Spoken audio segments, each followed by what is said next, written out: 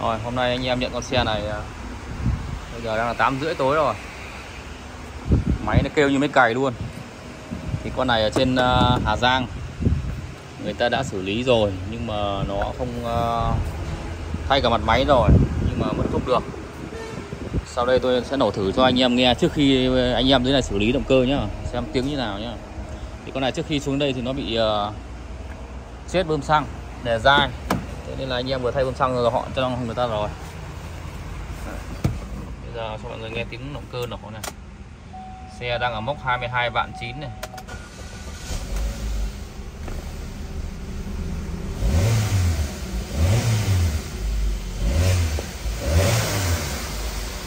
Đấy.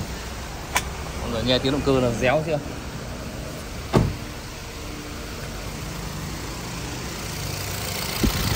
Đấy.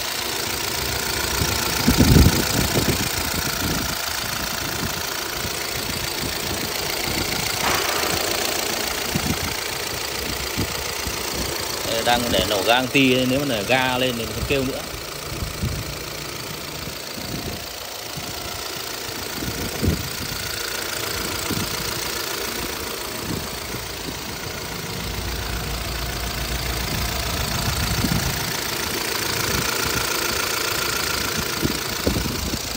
Ga thử cho anh em nghe nhé.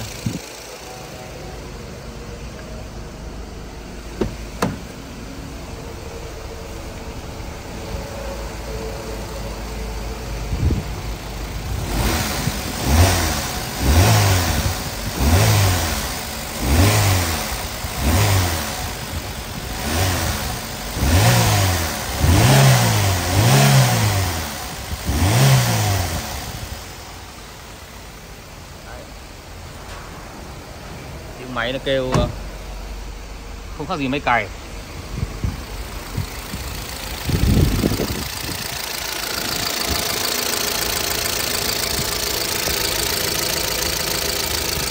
Lốc điều hòa là mới thay, mới khoáng.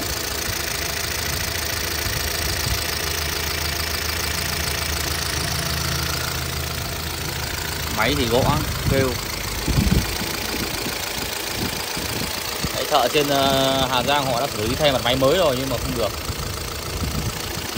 Con này anh em sẽ tiến hành ngày mai, ngày kia mổ ra làm. Người đón chờ kết quả. Xe của sếp bọn em đang thay bơm xăng đây này. Đấy, bơm xăng này xi đến giảm luôn này. Đấy, bơm mới đây.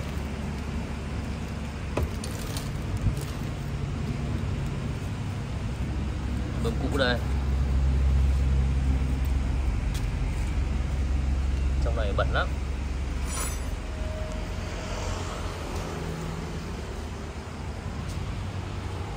Đấy, cái bệnh đè dai là cái bơm này của anh này nó chết rồi. Xuống đây chết hẳn luôn rồi đấy. Giờ thay con bơm mới là hết.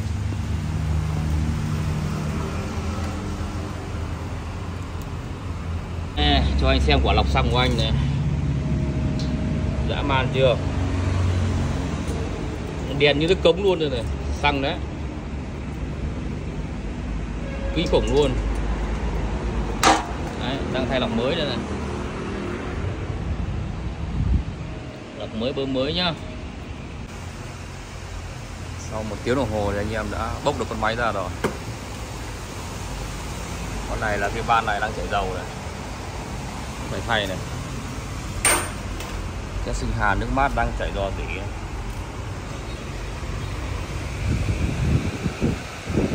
Rất nhiều cái cần phải thay thế. Chủ đề mới thay. Chủ đề con này cái tội chết là cái tội bị bơm xăng yếu, đè dai, đè nhiều quá chết chủ đề.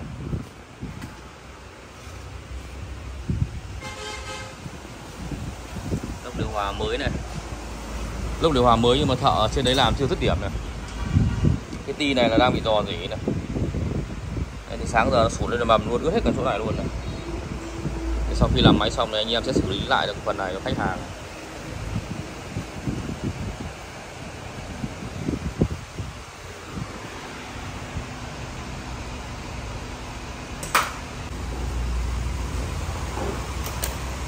máy này là mặt máy tàu rồi, không có chữ GM ở đây. Mặt này thay ống nước silicon rồi mà độc nước là mát rẻ tiền đây. Cho mọi người xem này.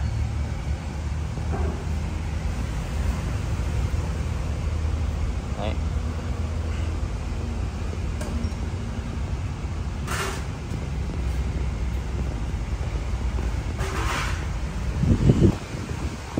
Nước bằng màu.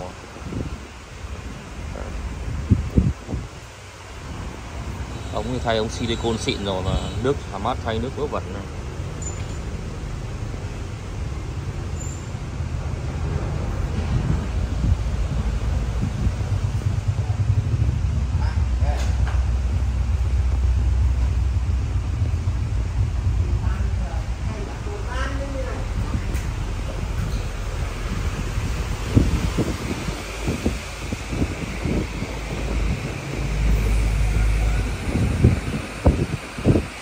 Gãy chế.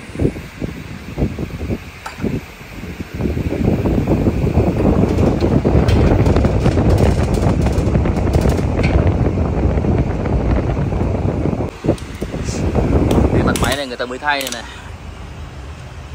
Mặt này là mặt Trung Quốc chắc luôn. Mặt xịn của nó chữ GM này này. Đây này. Đấy. Con này là nó thay mặt Trung Quốc.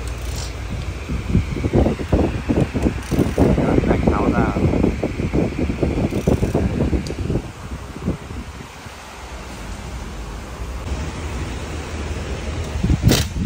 Bạc lên hết tốt.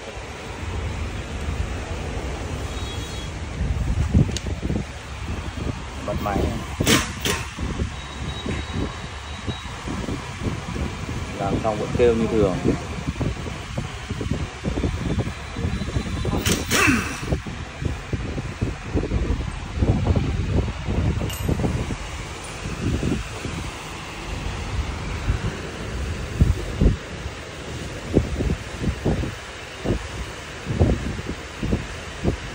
Thả hết bạc vào đấy được, để xem nó kiểm tra.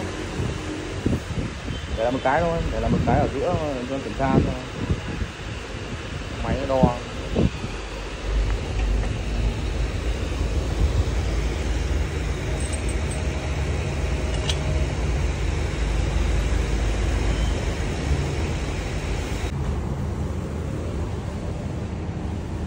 Mấy tiếng đồng hồ làm.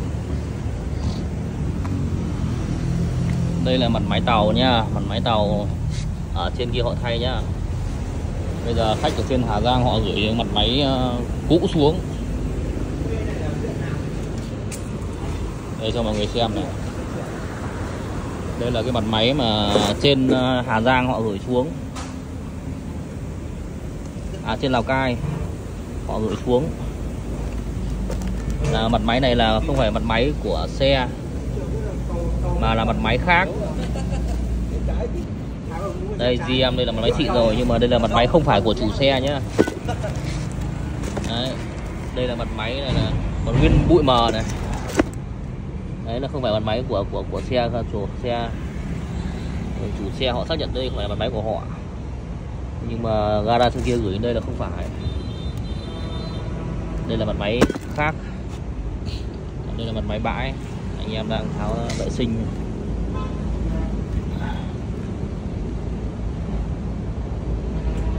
Đẩy rửa.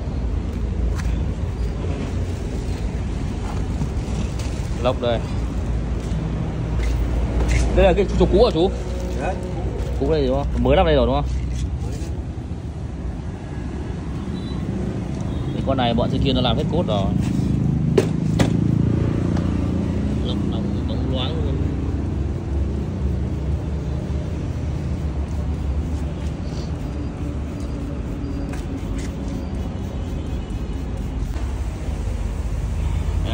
Áp piston mới nè, bạc mới nè, xăng măng mới nè, tất cả đều hàng xịn chính hãng hết. Piston mới nè.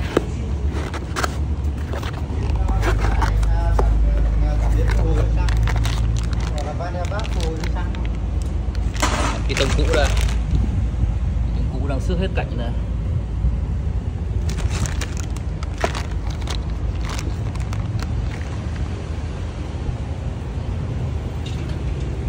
cả đều hàng GM xịn hết.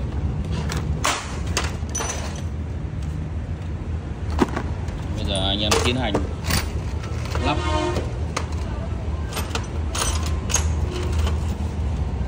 Đây nhá, cái van lốc máy anh em nên nhớ nhá, là làm máy là phải đóng vào mới nhá. Cái con này vừa rồi là cái con cũ nó lỏng nên là phải đỡ cái bàn này. Nên anh em phải đóng con mới. Đây con cũ đây này, con cũ đây của nó đây là nó lọt thỏm rồi, bỏ vào đây nó không còn đoạn mút nữa, thế nên là phải bắt buộc phải thay nhá. Nhiều người ta dùng lại là không được đâu, bởi vì nó áp dầu nó lọt xung quanh. Đây nòng mới đây. Con này lốc thì hơi xấu, lốc thì nó dỗ, nó do nước làm mát rẻ tiền nó làm hại hết lốc máy này. Cái chỗ này là hơi nguy hiểm này, nhiều con là làm cứ chảy dầu ở phần này nhưng thực ra nó chảy ở lốc máy này. Tít tông mới hết rồi, bạc mới hết rồi.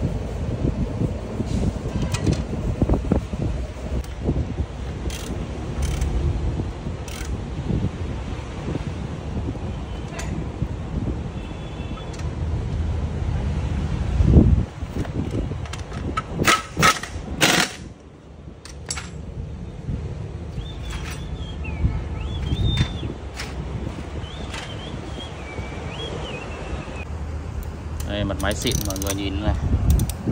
Đây, có chữ GM ở đây này, chứ không như mặt máy kia.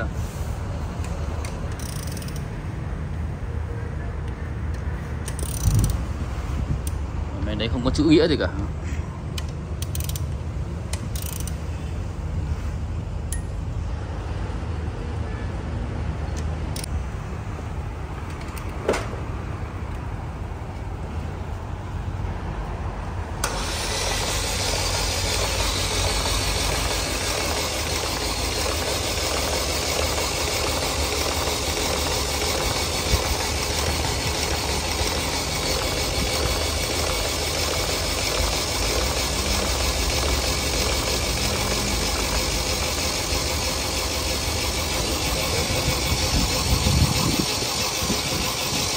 Ôi, dầu số cũng hết đây rồi. Hứng vào. Ngon rồi, ngon rồi. Êm tít đúng không? Như này thì nó êm. Êm như chó thở rồi. Lắp lên xe thì lại cọc nữa thì lại chó thở dốc chứ không phải là chó thở bình thường nữa rồi.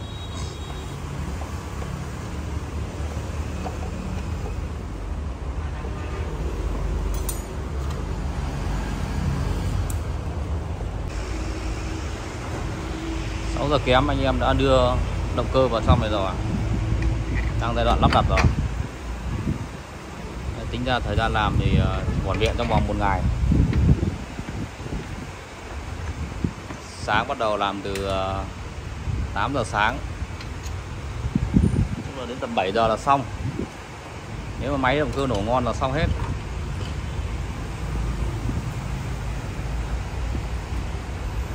Cố gắng 6 giờ nổ được máy. Rồi, bây giờ là 6 giờ 15 rồi. Đang xả e đây. Mọi công đoạn đã xong. Bắt đầu quy vào xả e nổ máy. Được là ăn tiền, không được nữa là đi ngủ. Thấy ạ? Đó.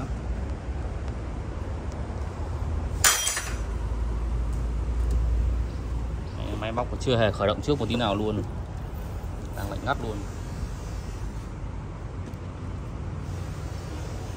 Rồi, nếu mà máy móc đã khởi động rồi là vào đề phát nổ luôn, còn đây là nó sẽ sạch nó mới nổ.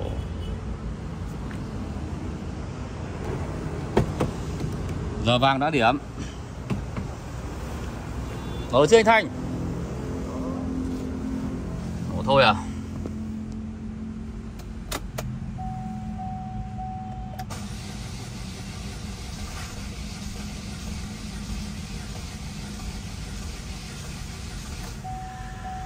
Khó nổ thế nhỉ?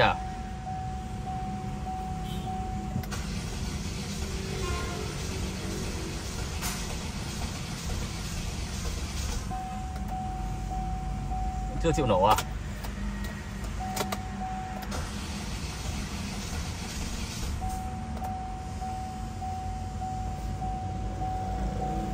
Sao thế nhỉ?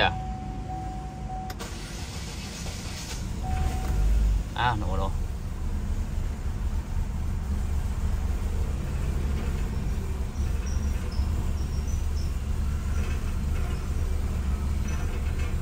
Rung lắm.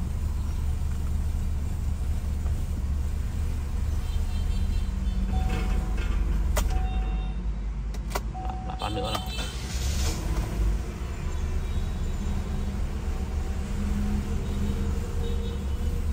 Đang nước.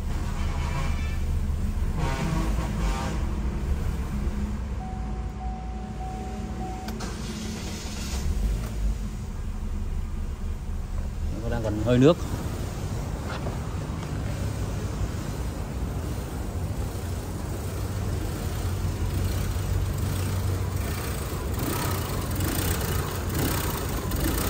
Sao bạn nghẹn thế?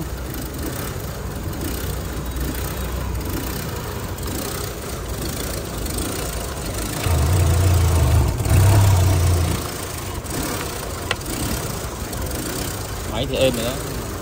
Đang giật giật. Chưa biết giật về cái gì.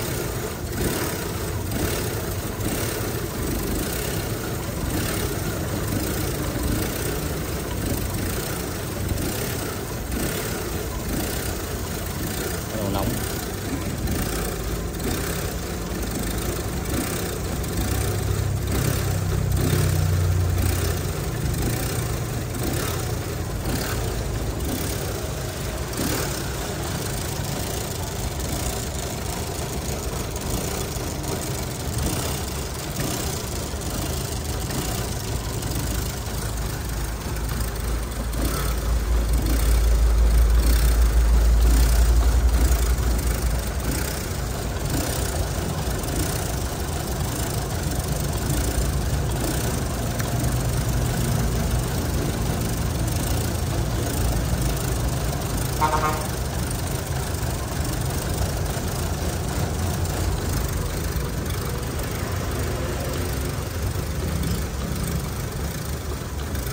Cái nào buji của con này, buji thương mặt máy nó có vấn đề không nhỉ?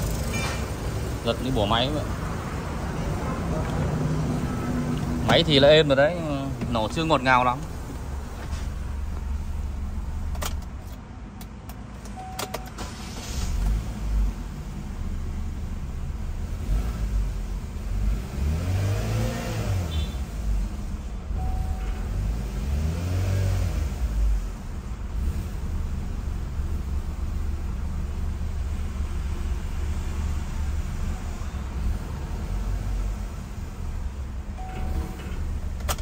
Rồi, thử buji khác xem nào.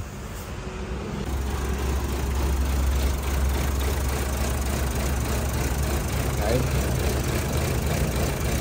Xe sau khi làm xong rồi lắp vào nổ nó cứ giật giật như này.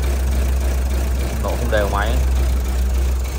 Này đang nghi hộp đen chết này, nên là bây giờ đang tiến hành lấy cái hộp ấy ra. Xong rồi mang cái hộp này đi cài sang.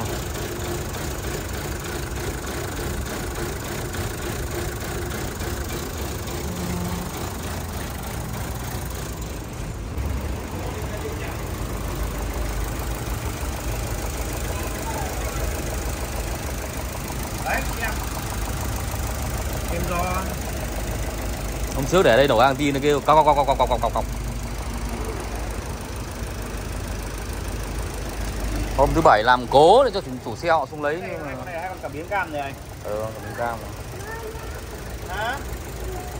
Bế em lên xe mà đây. Con này bánh răng cam cũ của nó chưa thay nên là nó hơi có tiếng gõ nhẹ nhưng mà chấp nhận được, cái tiếng này chấp nhận được. Hơi lọc sọc nhưng mà chấp nhận được. Con này sao có mùi kiểu mùi nước làm mát. Nước làm mát thì bây giờ máy mới làm thì nó còn đang chảy ra. Mùi thuốc mặn.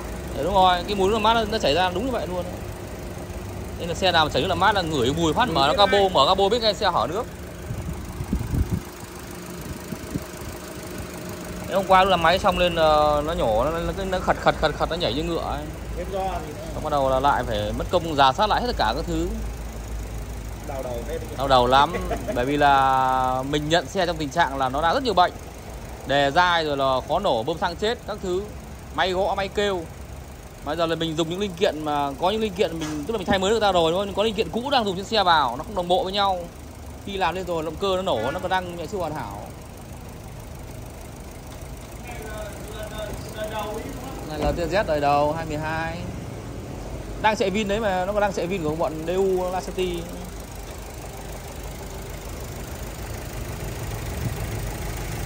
Bây giờ để nổ rút ra thôi là ăn tiền thôi. Chứ phải để qua đêm nữa. Qua đêm Không, qua đêm rồi. Qua đêm một đêm rồi. Bởi vì cái giống làm máy để qua một đêm nổ xong để qua một đêm sáng dậy đề nổ ngon là ok. Còn không là nước nó vào, bởi vì là khi mình chạy rút đa nóng lên cái nước nó vào.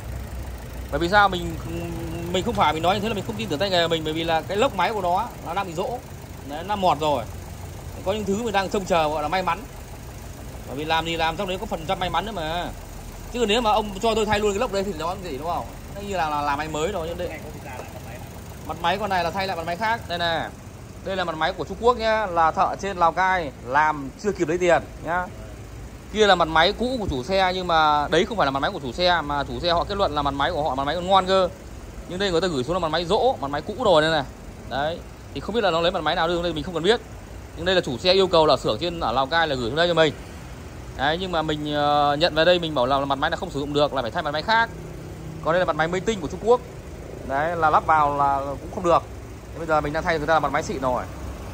Đấy, thì bây giờ là mình sẽ gói mình giả cho người ta hết tất cả này cầm về. bán đồng nát. Đấy, muốn bán chắc gì kệ người ta. Còn mình thay lại đồng bộ hết. Xe nổ êm rồi là chạy rút đa xong.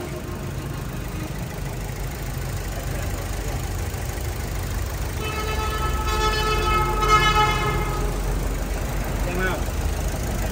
Xe hỏng.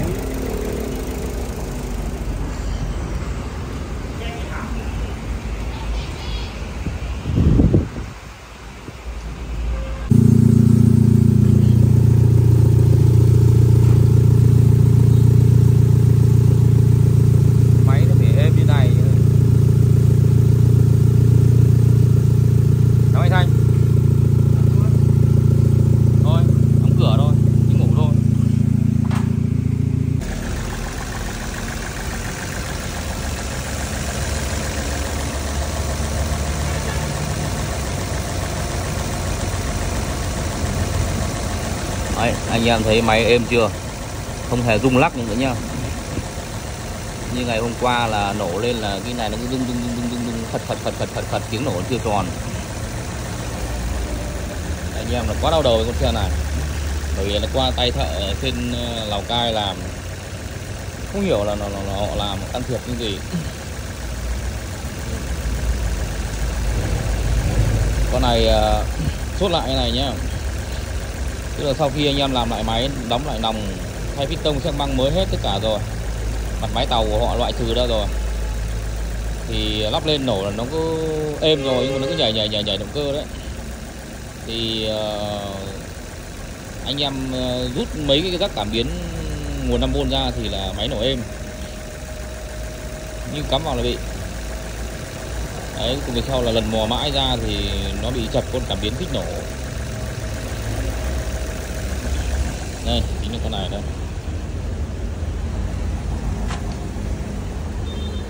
Chập đường 5V. Rồi nó sinh ra bị lỗi hộp điều khiển. Đấy, anh em phải đi cài lại hộp khác thì nó mới êm ái như này, không nhảy nữa. Bây giờ là đang cho nổ rút ra theo dõi.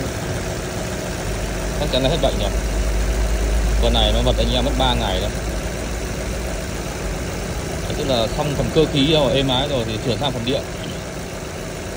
Đây dây điện xem, tôi lôi ra tôi kiểm tra hết tất cả những chỗ nào nó hỏng hóc, kiểm tra hết. Nó chập nó dính không biết hiện tượng gì. Cảm biến kim phun tất cả, tóm lại là anh em thay hết, thay loại trừ hết tất cả mọi thứ, thay cả dây điện nhưng mà cũng không được. Cuối cùng hóa ra là ông ấy chập con cảm biến. Chập cảm biến đường 5V bị sung, thế nên là nó mất tín hiệu điều khiển cho một số cảm biến, nên là máy nó không tròn, nó cứ nhảy như này. Còn đến đây là coi như là xong rồi, ngon nghẻ rồi. Đấy, có những con xe thì làm 1 ngày xong, nhưng có con xe 3 ngày mới xong rồi. Thì con này là nó vừa bị cơ vừa bị điện, tức là trước khi xuống đây là nó bơm xăng chết dở, đè dai, đang đi chết máy rung giật các kiểu. Bây giờ mình sửa từ mùng 1 thay bơm xăng cho họ trước, xong bắt đầu là kiểm tra áp suất, kiểm tra các kiểu, xong bước thứ hai nổ máy nổ móc lên. Đấy, thì bắt đầu mới kiểm tra mới ra được cái kết quả. Sau khi máy làm êm rồi bắt đầu kiểm tra tiếp sang phần động cơ điện, cơ khí điện xem là nó bị sao không mà khiến cho xe nổ không tròn. Cuối cùng là mất 3 ngày. Anh em đau đầu vò đầu bứt óc. Bởi vì là con cảm biến nó chập nó chết nó không báo lỗi. Có những con mà nó chết nhưng nó không báo lỗi đâu. Có những con nó chết thì nó báo lỗi. Nó thịt của anh thay nhá, nó cháy đấy. Hôm nay có vẻ ốm yếu sao, xe nó bật tới 3 ngày ốm yếu. Thành ốm đen đã bị con xe nó bật tới 3 ngày. Đấy, bây giờ là ok rồi, anh em lắp nốt vào nữa là chạy tốt đa lo xe. Đấy, máy nổ không nhảy tí nào luôn. Clip vừa đầu, clip trước thì đoạn đầu anh em xem thấy nó nhảy, làm máy xong nó nhảy lên. Thậm chí là những cái phát đầu tiên tôi nổ máy xong, tôi lắp máy xong tôi nổ thử đấy là nó chết máy đấy, nó tự chết máy đấy. Cái clip đầu tiên đấy, những clip mà làm máy xong mà cho vào nổ thử để anh em theo dõi đấy. Tức là quá trình anh em làm là anh em sẽ ghép tất cả những clip mình đã làm rồi và lắp máy xong nổ lên thì có hiện tượng gì anh em cũng để luôn, chứ anh em không tua, không xóa, không có một tời qua gì cả. Để làm gì? Thứ nhất là mình rút được kinh nghiệm, thứ hai nữa là mình để cho những anh em khác làm. Bởi vì có những người họ làm việc, thậm chí ngay cả bản thân chúng tôi làm việc ở đây cũng gặp trường hợp là xe đến đây nổ bình thường. Đấy, mỗi cẩu máy ra làm lại máy cho người ta, hoặc là cẩu máy ra làm lại do phớt cho người ta lắp vào là tịt. Thì có một trường hợp đấy là cái hộp điều khiển hộp ECU kia kìa nó bị lỗi. Là nó lỗi, người ta sửa chữa kiểu gì mình không biết, nhưng mà khi mình ngắt nguồn ắc quy ra không cho nguồn vào đây nữa, mình lắp nguồn lại, tức là mình làm máy xong mình cẩu vào lắp nguồn lại thì là hộp đen nó không hoạt động nữa, hộp ECU hoạt động nữa. Thế là cuối cùng là lại phải gọi khách hàng. Khách hàng bảo là cái lỗi này của em trước nó bị một lần rồi nhưng mà em không biết, bây giờ anh cứ hỏi lại liên hệ cái chỗ ngày trước họ sửa xem. Họ gọi cho họ thì họ bảo là có khả năng cao là do anh cắt nguồn ra, ắc quy ra, xong anh lắp vào giờ là nó lỗi. Cùng vì sau là phải gọi đội đấy bảo hành lại cái hộp đen đấy mới được cho người ta. Tức là trường hợp là mình chỉ làm mỗi động cơ người ta thôi, chứ mình không làm phần điện. Cũng như con này như vậy. Tức là khi mình nhận xe trong tình trạng là xe đang bị chết bơm xăng không đi được này, rồi là giật này, rồi là gõ này, rồi vân vân. Sau khi sửa xong cơ khí rồi bắt đầu nó mới lòi ra cái phần điện. Điện thì thay hết cái này cái nọ thứ không được, cuối cùng vì sau là rà soát hết tất cả các cảm biến, thay thử hết tất cả, bởi vì là ở xưởng mình có sẵn đồ mình thay thử hết để loại trừ từng thứ một thì mới ra được kết quả như này. Còn không thì nếu mà các chỗ khác thì nó vật cho đau đầu lắm. Cái chuyện là chuyện bình thường. Thế nên là làm nghề nó khó, nó nhiều cái nó khó. Khách hàng cũng phải hiểu, thông cảm cho anh em làm nghề bất cứ nơi đâu cũng vậy thôi, chứ không phải riêng gì ở đây. Bởi vì có những cái bệnh nó oái oăm, mình làm mình không liên quan đến cái mục đấy mà nó bị, tức là nó bị chập từ trước rồi, nhưng mà mình nhận xe trong tình trạng là nó giật, nó rung, nó lắc ở các kiểu, các thứ nó gõ. Thì bây giờ là mình cứ phán đoán động cơ đang lỗi thì mình làm lại máy đã. Thì trước khi làm lôi ra lịch sử xem là người ta đã làm gì ở đâu như thế nào rồi mình loại trừ. Những cái đồ nào không chính hãng là mình phải thay đồ chính hãng vào để mình loại trừ cho nó dễ, chứ bây giờ là cứ bảo là người ta thay cái đồ mới rồi yên tâm, nhưng mà thực ra cái mặt của Trung Quốc kia chẳng hạn, lắp vào chạy nó không được ấy, được tốt. Vì sao? Vì là khi mà cái thép nó kém, nhôm nó kém thì khi máy nóng lên nó biến đổi nhiệt, nó co ngót, cái đấy thì nó sai số cơ khí, thì anh em làm cơ khí anh em sẽ biết. Thế nên là mình có phải đưa về đồ chính hãng, đồ xịn, sau đó mình mới làm việc tiếp được ở cái mục khác. Chứ bây giờ cứ tin tưởng cái đồ người ta bảo người ta mới thay, nhưng mà không, đây là việc không như người ta. Đây nhá, ngay cả cái van evap này, để cho mọi người xem nhá, cái van này chính là bọn tôi thay cho người ta. Nó là hàng của Bốt Đức luôn, xịn luôn. Nhưng mà bị lỗi đấy, nó báo dầu nhiên liệu đấy. Thế là kiểm tra là nó hở ra một chút đấy, tôi lại phải thay cái van khác cho người ta này. Cái câu chuyện nó rất đơn giản thôi, vì là cái đầu này mình không phải là người đẻ ra nó, mà mình mua lại cái đơn vị khác nó lỗi thì mình phải đổi đến khách hàng thôi. Nhưng mà cái câu chuyện là nhiều khi cứ tin cái đồ nó tốt, tin cái đồ mới để loại trừ nó đi thì là dở hơi, tự dưng bỏ qua một cái lỗi ngớ ngẩn. Thế nên là mới hay cũ tất cả đều phải thử lại hết. Đó là kinh nghiệm của mình thôi. chứ không phải là mình bảo rằng là đồ là nó không tốt hay này kia. Còn có những đồ Trung Quốc hay những cái đồ nó không chính hãng nó cũng tốt, không phải là không, nhưng mà nó tốt với điều kiện là bây giờ mình máy đang ngon mình thay vào thì ok. Bây giờ máy nó đang bị chết như này rồi thì mình tất nhiên là mình phải loại trừ dần đi, mình cóc cách dần ra mình làm rồi nó mới ra được bệnh. Rồi clip này đến đây cũng là khá là ok rồi. Đau đầu con xe này 3 ngày. Rồi dừng video ở đây nhá. Anh em lắp nốt bánh, lắp nốt phần ốp cam vào, để tinh sạch sẽ, rửa sạch sẽ thì chạy rút ra, xong là thay nước mát mới, thay dầu mới lại là ok, báo xe là khách hàng. Rồi cảm ơn mọi người theo dõi nhá. Hẹn mọi người trong những clip sau.